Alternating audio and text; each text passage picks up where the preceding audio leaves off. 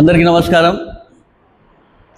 ముఖ్యంగా అనంతపురం నగరంలో చూసుకుంటే దాదాపుగా కొన్ని రోజుల నుంచి మనం చూస్తున్నాం ఏ విధంగా నగరంలో పారిశుద్ధ్యం ఏ విధంగా ఉందనేది కూడా అందరికీ తెలిసిన విషయమే.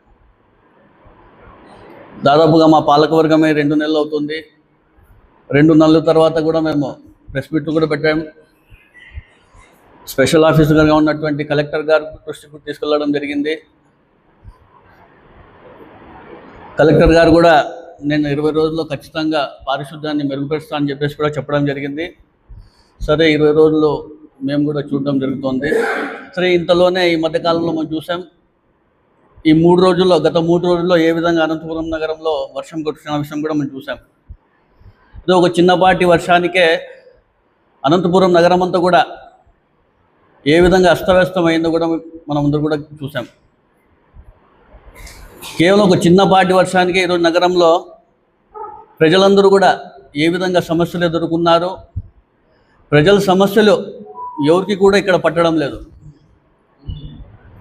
ఎంత దారుణంగా ఉందంటే అనంతపురం పరిస్థితి కావచ్చు, అస్తవ్యస్తంగా మారిన విషయం కావచ్చు, దౌర్భాగ్య పరిస్థితుల్లో ఈరోజు అనంతపురం నగరం కూడా ఉండే విషయం కూడా మీ అందరికీ తెలియజేస్తున్నాను. ఏదో చెట్లు పడిపోయాయి, కార్ల పైన కావచ్చు, కొన్ని కాంపౌండ్ల పైన చెట్లు పడిపోవడం కావచ్చు, వైర్ల పైన చెట్లు పడిపోవడం కావచ్చు, మెయిన్ రోడ్లు అన్నీ కూడా మధ్య మధ్యలో చెట్లు పడిపోయి, సందుల్లో చెట్లు పడిపోయి దాదాపు 3 రోజులు అవుతున్నా కూడా ఇప్పటికి కూడా వీళ్ళు క్లియర్ చేస్తున్నారంటే కూడా ఎంత దౌర్భాగ్య పరిస్థితుల్లో మన అనంతపురం నగరం ఉండే విషయం కూడా మీ అందరికీ కూడా నేను తెలియజేస్తున్నాను. ముఖ్యంగా మనం చూసుకుంటే ఎక్కడికెక్కడ చెత్త చెదారం నిలిపోయిన విషయం కూడా చూడొచ్చు. డస్ట్బిన్స్ అన్నీ కూడా నిండిపోయి అక్కడికక్కడే ఉండడం, దానికి క్లియర్ చేయకపోవడం, 3 డేస్ నుంచి కూడా అస్తవ్యస్తంగా అనంతపురం నగరం మారిన విషయం కూడా మీరందరూ కూడా ఒకసారి గమనించాలి. గతంలో కూడా అనేక వర్షాలు వచ్చినాయి, పెద్ద పెద్ద వర్షాలు కూడా రావడం జరిగింది. అప్పుడు కూడా మేము మా పాలకవర్గం కావచ్చు, అధికారులందరికీ సమన్వయం చేసుకొని ఏ విధంగా ప్రజలకి ఇబ్బంది లేకుండా పనిచేసిన విషయం కూడా మీ అందరికీ గుర్తు చేస్తున్న విషయం కూడా ప్రజలందరూ ఒకసారి గమనించాలి. ఈరోజు మనం చూసుకుంటే కొన్ని కాలనీస్ చూస్తే కన్నా బురదగా మారే, జనశక్తి నగర్ కావచ్చు, రామ్నగర్ కావచ్చు, కోర్ నగర్ కావచ్చు, రజక్ నగర్ కావచ్చు, అనేకటువంటివి కూడా ఇప్పటికి కూడా అవి కూడా శుభ్రం చేయని పరిస్థితి. ఈరోజు అసలు మున్సిపాలిటీ అధికారులు ఉన్నారా, నిద్రపోయినారని చెప్పేసి కూడా ఒకసారి ప్రజలందరూ కూడా ఒకసారి గమనించాలని కూడా నేను తెలియజేస్తున్నాను.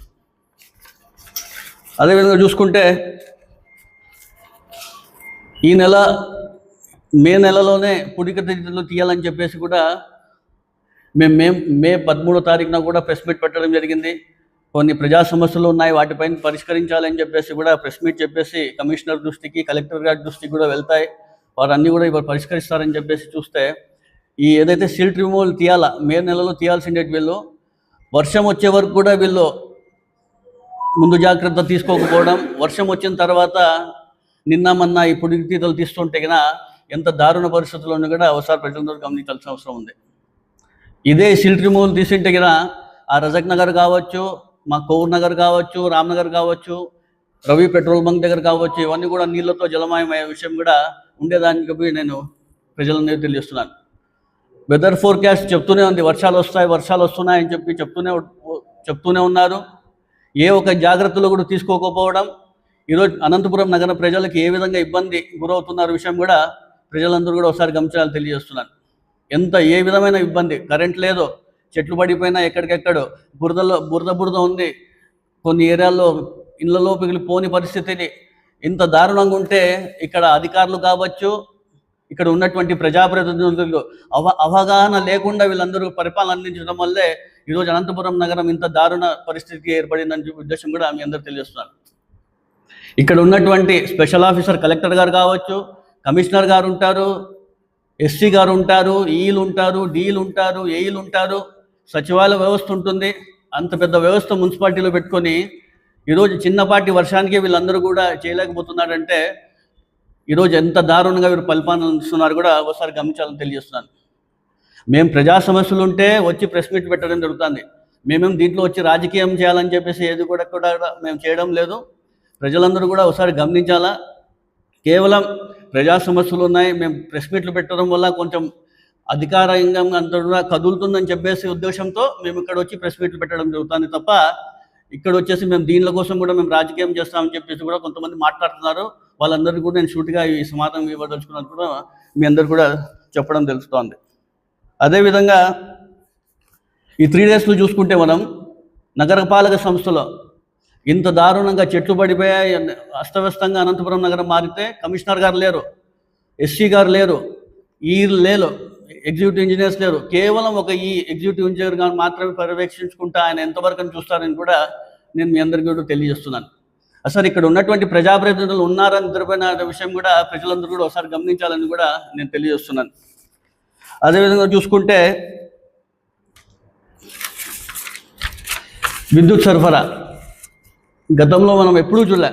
అనంతపురం నగరం హిస్టరీలో అనేకవంటి పెద్ద పెద్ద వర్షాలు వచ్చినాయి, వరదలు వచ్చినాయి, ఎన్ని వచ్చినా కూడా విద్యుత్ సరఫరా కేవలం కొన్ని గంటల వరకు ఏవో రెక్టిఫై చేసి మళ్ళీ వాళ్ళకందరూ కూడా సరఫరా చేసే వ్యవస్థ మనం చూసాం. కానీ ఈరోజు నగరంలో చూసుకుంటే అశోక్ నగర్ కావచ్చు, హౌసింగ్ బోర్డు కావచ్చు, ఇక్కడ 4th రోడ్ 5th రోడ్ ఇవన్నీ కూడా దాదాపుగా 1.5-2 రోజుల వరకు కూడా కరెంట్ రాని పరిస్థితి అంటే కూడా ఇక్కడ ఏం అధికారులు ఉన్నారా, ఏం చేస్తున్నారో కూడా ఒకసారి గమనించాలని తెలియజేస్తున్నాను. చెట్లు పడిపోతాయంటే వర్షం వచ్చినాక మీరు చూసుకుంటారా, ముందే మెయింటెనెన్స్ చేసుకోలేరా మీరందరూ కూడా? వర్షం వస్తుందని తెలుసు, చెట్టు కొమ్మలు కొట్టాలని తెలియదా మీకు? చెట్టు కొమ్మలు పడిపోయినాయి, వైర్లన్నీ తెగిపోయినాయి చెప్పేసి, పోల్లు కింద పడిపోయినాయని చెప్పేసి మీరు ఇవన్నీ కూడా డీపీలు ఇవి అయిపోయినాయని చెప్పేసి రెక్టిఫై చేయని పరిస్థితి అంటే కదా ప్రజలు ఏ విధంగా ఇబ్బంది పడుతున్నారు కూడా ఒకసారి గమనించాలా. చిన్నపిల్లలు ఉంటారు, వయసులో వాళ్ళు ఉంటారు, పెద్దవాళ్ళు ఉంటారు. అది కాక సమ్మర్ సీజన్ జరుగుతోంది, విపరీతమైన వేడి, రాత్రిపూత్ర నిద్ర లేక, నీళ్లు లేక ఇళ్లలో ఏ విధంగా తీవ్ర ఇబ్బంది గురైనారో 3 రోజులు ప్రజలందరూ కూడా ఒకసారి గమనించాలని కూడా నేను మీ అందరికీ కూడా తెలియజేస్తున్నాను. గతంలో కూడా అనేక వర్షాలు వచ్చినాయి, వరదలు వచ్చినాయి. కేవలం పర్యవేక్షణ లేకుండా వల్లనే ఈరోజు ఈ వ్యవస్థ అంతా కూడా దారుణంగా మారిందని కూడా మీ అందరికీ నేను తెలియజేస్తున్నాను, పరిస్థితి కూడా మీ అందరికి తెలియజేస్తున్నాను. అదేవిధంగా మనం చూసుకుంటే కరెంటు బిల్లులు ఒక రోజు డిలే అయితే చాలు, ఒక రోజు డిలే కట్టకపోతే మీ ఇంటికి వచ్చేసి మేము కట్ చేసేస్తామని చెప్పేసి ఏ విధంగా ఇబ్బంది పెట్టే రకమే మనం చూస్తున్నాం. మీరు కరెంటు బిల్లులు ఏ విధంగా అయితే కట్టించుకుంటారో అదేవిధంగా మీరు వీళ్ళ మెయింటెనెన్స్ కూడా పెట్టుకోవాలా, సర్వీస్ కూడా ఇచ్చే విధంగా కూడా మీ వ్యవస్థ పనిచేయాలని చెప్పి కూడా నేను విద్యుత్ శాఖ కావచ్చు, విద్యుత్ అధికారులు కూడా నేను చెప్పడం జరుగుతానికి మీ అందరికి తెలియజేస్తున్నాను. అదే ఈ మధ్యకాలంలో మనం చూసుకుంటే హాస్పిటల్ సంబంధించే ఎంత దారుణంగా పరిస్థితి ఉందో కూడా ఒకసారి గమనించాలా. ఇది నేను చెప్పేది కాదు, ఈ మధ్యకాలంలో చూసుకుంటే అనేక పత్రికల్లో హాస్పిటల్ సంబంధించి ఏ విధమైన న్యూస్లు వస్తున్నాయో కూడా ఒకసారి గమనించాలా. వెంటిలేటర్ వైపు పెద్ద ఆసుపత్రి అని చెప్పేసి మీ ఎల్లో మీడియాకి సంబంధించే పేపర్లోనే, ఆంధ్రజ్యోతిలోనే ఈరోజు పెద్ద ఆసుపత్రులు ఏ విధంగా వెంటిలేటర్లు పోయిందని చెప్పేసి ఇంత పెద్ద ఎత్తున ఇంత హెడ్లైన్స్లో రావడం చూస్తుంటే ఎంత దారుణంగా గవర్నమెంట్ హాస్పిటల్ మారిందో విషయం కూడా ఒకసారి గమనించాలా. అసలు అధికారులు ఏం చేస్తున్నారు, ప్రజాప్రతినిధులు ఏం చేస్తున్నారు? నగరంలో జీజీహెచ్ అంటేనే పేదలకు ఒక భరోసా, ఇక్కడ వెళ్తే మాకు మంచి జరుగుతుంది, ఇక్కడ వెళ్తే ఒక మంచి